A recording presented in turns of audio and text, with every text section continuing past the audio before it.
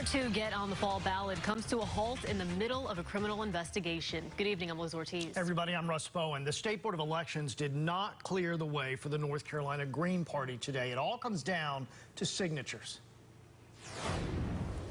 Since the North Carolina Green Party did not receive enough votes in the last statewide election, they spent months trying to get enough signatures to be on the November ballot. Volunteers asked for signatures, but so did hired contractors, including one that is accused of falsifying signatures in Michigan. While the North Carolina Green Party has waited for the signatures to be validated, the State Board of Elections has had the petitions under scrutiny. There's just a lot of concern around what we are finding and the amount of irregularities and possible fraud. The Board of Elections executive director says they found signatures that are similar, duplicate names, dead voters, and people no longer registered to vote. Matthew Ho, who planned to be on the ballot as a U.S. Senate candidate, says the Green Party has continued to cooperate with investigators. We feel as defrauded by them as, the state would feel.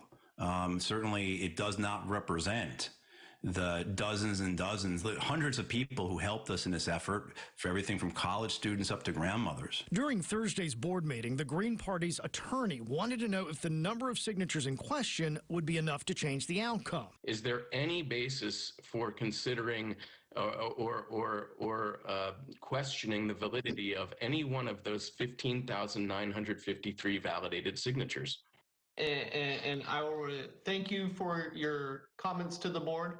I will stand by my earlier assertion, and I will ask any other board members if they have questions. Mr. Chairman, you have not answered the question. You are now Mr. Hall, you're out of order, sir. Go ahead and mute Mr. Hall, please.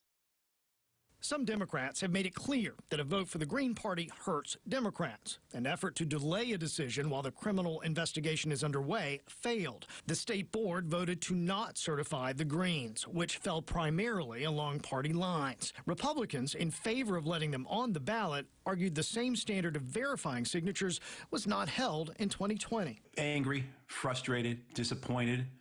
We feel that the overtly partisan nature of this decision, the denial of electoral justice, political justice, if you will, validates why we are running, validates why we are trying to create a new political party here in North Carolina.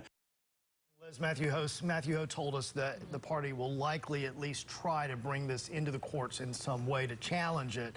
Right. I've been doing reporting on this all week. All that additional reporting you can find at CBS17.com. All right, Russ, thanks. You bet.